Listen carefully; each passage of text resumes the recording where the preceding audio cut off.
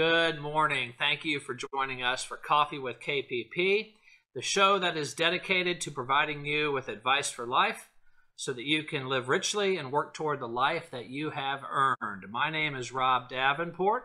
I am CEO and co-founder of Kentucky Planning Partners, and I'm really excited. We've got a really cool guest here today. This is one of my very, very best friends in life, and his name is Lee Tatum.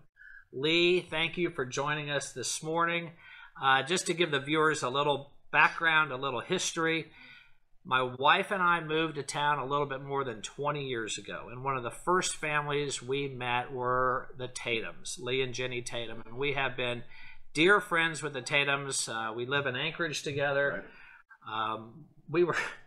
We were there when Davis was born, for God's sake. So we've had our kids grow up together. They've all been very good friends, and we've been very close. And it's just a joy to have you with us today. We've done some traveling together, too. We've traveled together. We can tell stories about one another, which we will not go into. But it's really exciting to have you with us. And I'm excited because, you know, we are in bourbon country. And I knew nothing about the bourbon industry when I moved here 20 years ago, and still know very little. But you know a lot because you worked for Brown-Forman for 23 years. That's right. In the spirits business. You are now in more of an entrepreneurial capacity outside of Brown-Forman.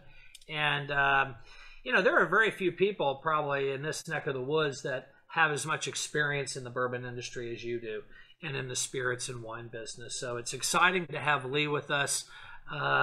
With that, can you just tell us a little bit about your background, specifically your history with Brown-Forman, sure, since that's such a wonderful company, domiciled here in Louisville, Kentucky, and you spent 23 years there. Yeah, I've spent my entire 30-year career in wine and spirits in one fashion or another, either distributor, supplier, managing Kentucky Owl after Brown-Forman. And so, you know, it's been a great career. It's a great industry to be in because it's a product people love. It's especially beloved here in the state of Kentucky. That's very true. But really all around the country. And, you know, my career has been a little bit back and forth. I didn't get into one specific route. I didn't get into marketing and try and be CMO. I kind of moved back and forth between operational jobs and corporate jobs, and so I got to see a wide expanse of the entire business, which helped me out a lot. And just to set up our conversation a little bit, you know, what for 23 years at Brown-Forman owned their own mills and cooperages. They're the only company in the world that does that. So everything was about the barrel. You get 100% of the color and 90% of the flavor from the barrel. And so that was literally the story we told, the story I grew up hearing and telling. And so as I transitioned into this role, my eyes opened up to an entire new world of what can be done with oak as it relates to maturation and aging, spirits in general, and wine. What were some of your roles at Brown-Forman, if we go back? Because I remember you were involved in the wine side of the business for a while, and then you were in the spirits, the bourbon and the tequilas. Yeah, I started out in wine. I started out in sales, regional sales and national account sales, and then new product development. We came out with Little Black Dress in the early 2000s. Was that one of your days? Yeah, that was a Little Black Dress. A little brand that we developed. That was, you know, that was very popular for a number of years. That's right. For a number of years. We merged our wine and spirits company in 2007, so I took over new product development for wine and spirits, which kind of opened my eyes to what can be done in the spirit space. Right. And then ended up going over to be chief of staff or a vice chairman, and then eventually the CEO, where I spent a number of years working on strategy, family relations, corporate branding, really everything related to the corporate side of the business. You were chief of staff under Paul Varga, correct? That's right. Yeah, and what a great CEO he was. Great leader, great business person here. So, I mean, my goodness, you have a tremendous amount of experience. Has the bourbon industry in the last 23 years changed? Have you noticed much evolution? Well, sure. I mean, you go back to the early 90s, mid 90s, it was declining. Oh, it was. So there were no craft distilleries. Woodford Reserve, which was Brown-Forman distillery in Woodford County, really was the first craft distillery to come out, even though it was under the auspices of a big company. Right. And slowly over time, the category really took off. It took off in the U.S. and it started taking off a little bit internationally, driven by Jack Daniels and Jim Beam and Maker's Mark and different brands. But and then as it expanded, there became more and more craft distilleries, not just in the state of Kentucky, and there are a lot of them here, but all over the country and all over the world. There are 3,500 distilleries globally. Wow. And so, it's a big world out there of people making all kinds of different spirits. Now, when I moved to Kentucky, I was told that only bourbon comes from Kentucky. Is that true? No. That's what we like to think. The vast majority of bourbon comes from the state of Kentucky. Okay. But legally, you can make bourbon anywhere in America. Sure. It does have to be American. It's an American spirit. I got it. So the process. Tell us a little bit about the process of creating a fine bourbon. How many years does it have to stay in a barrel? What are the rules, if there are any? There are TTB regulations around bourbon. It has to be 51% corn. Okay. It has to be put in the barrel at a certain proof. Okay. And then in order to not have an age statement, it has to be at least 4 years old in New American oak. New American oak. Okay. And so those are the main rules. Now, you look at 25-year-old or 23-year-old Pappy Van Winkle, you can go from that younger age as far as you want to push it. Sure. There'll be less and less bourbon in that barrel, right? And it'll get a much more concentrated oak flavor. So sure, it all depends on what flavor profile you're trying to achieve and how long you want to age it. When I was at Kentucky Owl, we blended anywhere from 5 to 14-year-old bourbon all in one bottle. And Kentucky Owl is a wonderful brand, wonderful bourbon brand. This is interesting because you mentioned 4 years in a bourbon, and there's a tradition of having to distill and age the bourbon, but you're now in a different role. You're no longer with Brown-Forman. Right. I know you had a stint at Kentucky Owl, but now you're in a very interesting role, and I would say maybe one that is a little different than the roles you were in prior, because right. One could argue this is a little bit more of a disruptive role in the bourbon industry, and one I think is going to totally take off. Can you tell us more about your role at Innerstave and what Innerstave does, and tell us a little bit about what's going on there? Yeah, so I was literally at Jack Fry's. I was having dinner with another distiller. I was in the parking lot saying my goodbyes, and out walks the Innerstave team. Okay. The president, who I worked with 15 years ago at Brown-Forman, didn't know that he was doing that. He didn't know what I was up to. And he said, come to California, look at what we're doing, and see if we can bring you aboard. So I flew out to Napa. Their mill is in Napa. Their office is in Sonoma, a mile from each other. And I looked at what they were doing with barrel alternative oak. Okay. And as soon as I saw what they were doing, my eyes opened up to a whole new world, and I jumped on board. I'm the managing director for Spirits. So those 3,500 distilleries out there, I'm their one point of contact at this point. Okay. What Innerstave does is they do everything except make barrels. So they source trees, American oak and French oak. Okay. And then they ship it to California. It sits and is seasoned outside for 2 or 3 years. Okay. And it's in that wonderful microclimate of the San Francisco Bay. So you get very warm days and very cool evenings. Right. And then they mill it to whatever size customers want. Okay. So the company's been around for 40 years, but primarily completely focused on the wine business. So if you think about wines, let's say you're selling a $10 Cabernet Sauvignon, winemakers wanted to put that in French oak Right. to mimic what goes on in France. Right. French oak barrels cost $1,600 a barrel. Okay. They're incredibly expensive. So you can't economically viably go to market with barrels that are that expensive. So Okay. the founder of Innerstave said, well, I'm going to just get oak, put it into staves, put it directly into the tank, and let it age that way. So you can speed up the process and create maybe some interesting flavoring by taking pieces of oak or stave.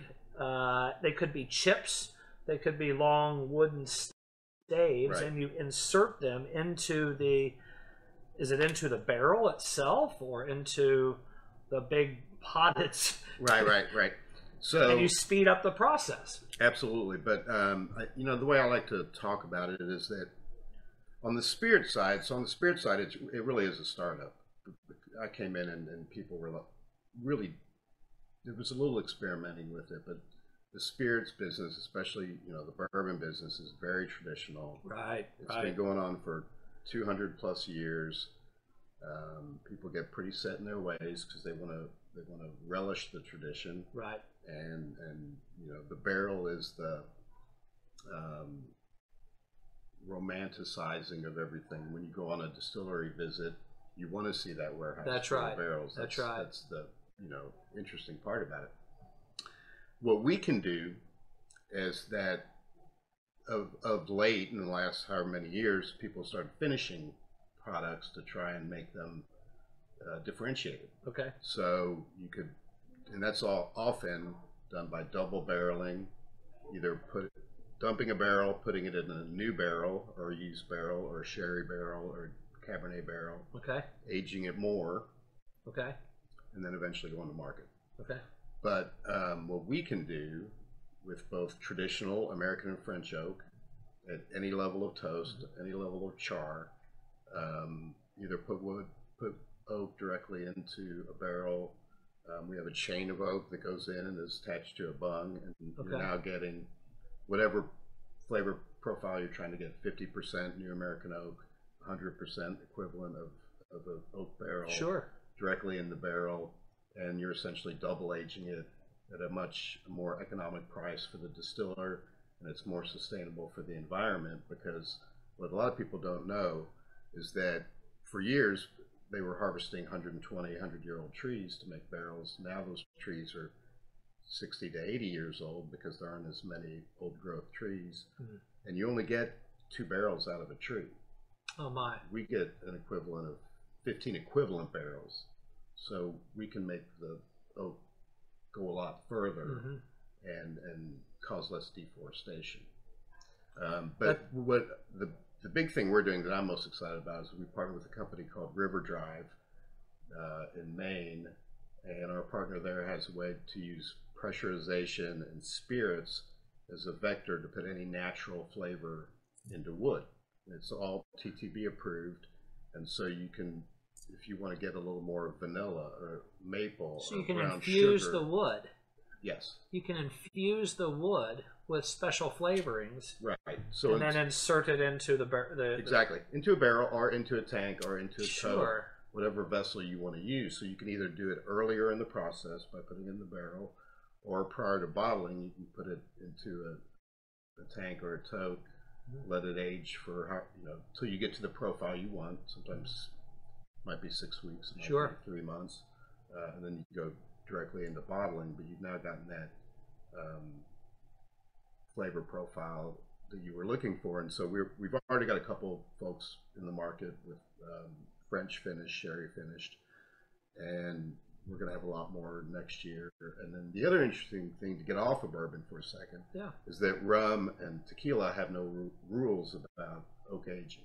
Okay. Traditionally, they'd use barrels because that's what everybody does. Sure. But now we're experimenting with quite a few different companies on how to use these alternatives to keep them from having to buy barrels, store barrels, dump barrels, all the work associated with that, when you can just put the wood directly into the tank, get the age the consistent taste profile you want, and then go directly to the market. I had no idea that one tree created 2 barrels. So that in itself is reason to look at a process like Innerstave has created, because it is such a more green, Right. for lack of a better term, process. Exactly. And you can finish with certain flavors. I mean, if I was a distiller, a small batch distiller, I might want to create something unique, Right. and special.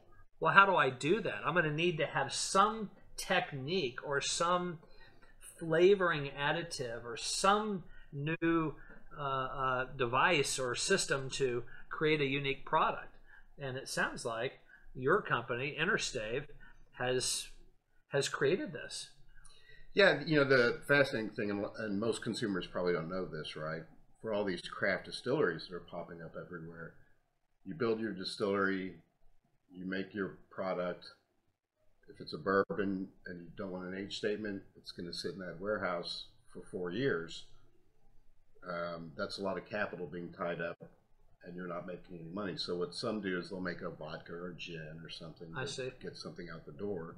But what a lot of them do is they'll go to a company in Indiana, they'll buy their liquid, Okay. and then they'll put it in their bottle and put their story on it and start to sell that until theirs is ready. Okay. Now, the issue with that is they're all getting the same liquid with the same mash bill. That's right. So how do you say my $40 bourbon is better than your $30 bourbon when it's actually the same bourbon? I've got a prettier bottle. Yeah, it's the same bourbon. Right. So how we're helping folks is we're bringing these products either with the flavor profiles or just with the American French oak, different char levels, and letting them finish it in a way that they say this is uniquely mine, Right. as opposed to trying to explain how theirs is different than somebody else's when it's actually sourced from the same bourbon. That's interesting. All by adding these chips or these staves or these ropes or whatever you called it, Chain of oak. chain of oak, into the barrel. That's fascinating. The industry. How do they feel about this in general? Yeah, so, are people is the bourbon industry excited when they hear this news, or are they like, whoa, this is going against tradition and culture? Yeah, when I joined, that was my biggest fear. Yeah. Was that I was just going to have doors slammed in my face wherever I went. And the great part that has been really pleasantly surprising for me is that 99% of people want to hear about it. They want to test it. They want to try it out. Now, it is a very traditional industry, so no one's just, you don't walk in and they say, yeah, I want a truckload. Yes. They say, let's test it. Let's think about it. Let's see what it does. I've got a guy in Tennessee who had some Canadian whiskey that didn't have much color. Okay. And so I sent him samples, and he tried them in a variety of different bottles. And I called him back and I said, how did those samples work? And he said, it's fantastic. I love it all. And I said, so which one do you want to go with? Assuming he was just going to pick one. Right. And he said, well, I'm going to go with all of them. I'm going to come up with 7 different whiskeys because I love all seven of these. So it's great that we're getting a lot of that. I will say with big companies, and big companies are slower and more risk averse. Correct. But they are all, I'm working with all of them in some sort of testing capacity right now. Good. And hopefully Good. That will turn into more adoption. Sure. I think in this business, the way I think about it is that in the early 2000s in the wine business, if you bought a wine with a screw cap top on it, it was extremely cheap. It's a great example. It was Mad Dog 2020. It was Boone's Farm. Well, hopefully it was something. Hopefully not better that. than that. But it was. But we turned our nose up at screw top wine bottles. Right. We did. But the industry knew that it was more economic, and it provided better quality because you didn't come home and open up a cork and it was oxidized. That's right. And you had to pour it down the drain. They knew that screw cap was better. That's right. So it took Plump Jack, a Napa Valley winery in 2000 or 2001, said, we're just going to do it. So they took half of that year's Cabernet, $130 a bottle. Right. They put it in screw cap, and the consumers didn't care. And so then everybody said, okay, this is now acceptable because this guy way up here did it. Yes. And then it's been, now you go into a restaurant and half the time you just need the first domino to fall. That's right. You just need the first domino to fall. And so what I think we're doing is I'm working with those innovative guys that are out there who are like, I like this, I embrace innovation, and let's get to market using these products. And as those get into the market and get reviewed and get on podcasts, then I think a lot of others are going to say, okay, it's okay to do this now. So this is being used in the bourbon industry. This is being used in the vodka industry, tequilas, tequila, rum. Tequila, rum, not vodka. Not vodka. Just tequila, rum. Okay, bourbon. Yeah. Fascinating. We're almost up against our time here, but I will have to say I think this is really exciting. This is an incredibly exciting process and innovative introduction into this industry. To finish product in a unique manner, to maybe expedite the process a little bit if someone wanted to do it that way. You did mention that it's difficult to make any money in this industry when you've got to put the bourbon on the shelf for 4 years, right? You've got to have some other options during those 4 years and beyond. So, I've always been fascinated in the in this bourbon industry here that we were introduced to 20 years ago when we moved here. I had never had any bourbon in my life until I moved to Louisville, Kentucky. And so this has really been exciting. I wish you the best of luck. I know you're going to do great. Innerstave sounds like they've got a really neat concept, and they've hired, obviously, the right guy. So I'm just so excited to see what's going to happen. I've watched some of your videos where you're at conference and you're on stage and you're starting to tell the people what you all are doing, and to see how well received it was exciting just to watch that. Well, thank you, Lee, very much. It's really wonderful for you to come and be our guest today. If anyone wants to learn more about this, of course, you can get in touch with us, and then we'll put you in touch with Lee. But thank you very much for joining us. And as always, Kentucky Planning Partners is a full-service financial planning and wealth management firm.